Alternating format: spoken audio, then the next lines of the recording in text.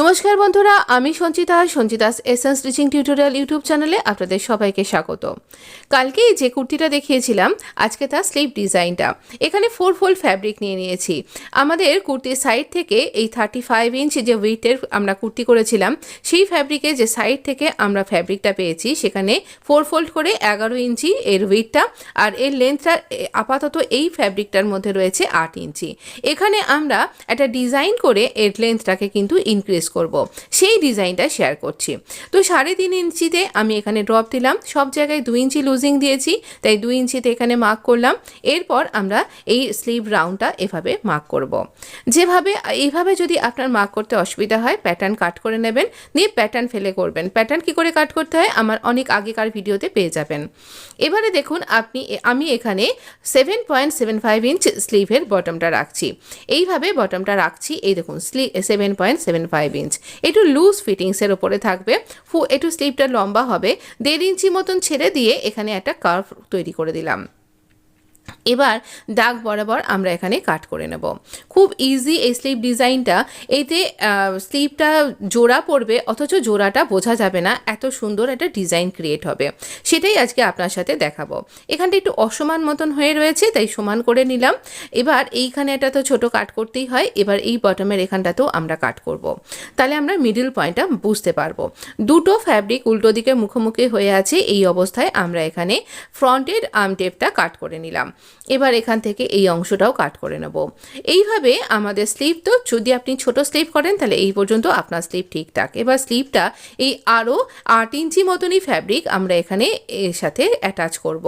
এই ফ্যাব্রিকটা এই বটমটার সাইজেই, আর এখানে প্রায় 9 ইঞ্চি মতন ফ্যাব্রিক রয়েছে। আর এখান থেকে আমরা 5 ইঞ্চি মতন ফ্যাব্রিক ওপরে এইখানে ডিজাইন করব। 1/2 ইঞ্চি ওপরে চাপিয়ে রাখছি সেলাইয়ের জন্য। আর এখান থেকে এই নিচ থেকে 5 ইঞ্চি যেখানটাতে হচ্ছে সেখানটাতে ধরে আমরা এইভাবে ফোল্ড করব। দেখুন এই রকমভাবে 5 ইঞ্চি মতন ফ্যাব্রিককে সামনের দিকে উল্টিয়ে নিলাম, এ পুরো 4 ফোল্ড অবস্থাতেই। তো এরকমভাবে, আর এইবার আমরা এখানটাতে এই মার্কটা করছি। এখানেই স্লিভের শেপটা দিতে সুবিধা হলো। এই 8 ফোল্ড করে কাটতে একটু অসুবিধা হবে, কিন্তু একটু সাবধান করে কাট করবেন। তো এইভাবে আমরা এখানটাতে এইভাবে স্লিভটা আমরা রেডি করে নেব। এরকম করে কাট করা হয়ে গেলে এখানেও কিন্তু মিডিলে একটা ছোট্ট করে কাট করে নেবেন। এই যে দুটো সাইড, এটা আমার কিনারির অংশ কিন্তু।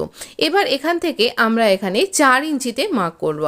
4 ইঞ্চিতে মার্ক করলাম, ভালো করে একটা ক্রিস ক্রিয়েট করলাম। আর এই 2 ফোল্ড করা রয়েছে, এখানে 4 ফোল্ড হয়ে রয়েছে এইখানে দুটো হাতের জন্য। তো স্লিভের এইখানটাতে এই 4 ইঞ্চি পর্যন্ত আমরা এখানে একটা কাট করে নেব। এই 4 ইঞ্চি পর্যন্ত আমরা এখানে কাট করে নেব। দেখুন একদম সমানভাবে এখানটাতে কাট করবেন, একদম সমানভাবে এভাবে কাট করলাম। এবারে চলুন আমরা দেখাচ্ছি কিভাবে আমরা স্লিভটাকে তৈরি করব। এখানে একটা ভীষণ সুন্দর একটা প্রিটি ডিজাইন আমরা ক্রিয়েট করব। এখানে আমরা নেকে এই ফ্যাব্রিকটা দিয়ে কাজ করেছিলাম, তো সেখানে আমরা 2 ইঞ্চি মতন ফ্যাব্রিক এখানে নিয়েছি। নিয়ে একটুখানি 1/2 ইঞ্চি মতো 0.25 ইঞ্চ মতন ছেড়ে দিয়েছি, দিয়ে এই লেসটাকে অ্যাটাচ করছি। এই লেস আর এই ফ্যাব্রিকটা দিয়েই আমরা ওই ভি কলারটা তৈরি করেছিলাম, তাই স্লিভেও কিন্তু এটা দিয়ে ডিজাইন করছি, নালে না ঠিক সামঞ্জস্য ক্রিয়েট হবে না। তো এবার দেখুন এই যে আমরা এখানে কাট করেছি, এই কাটিং যতটা রয়েছে সেই পোর্শনটাকে এইভাবে এই পর্যন্ত উল্টে নিলাম।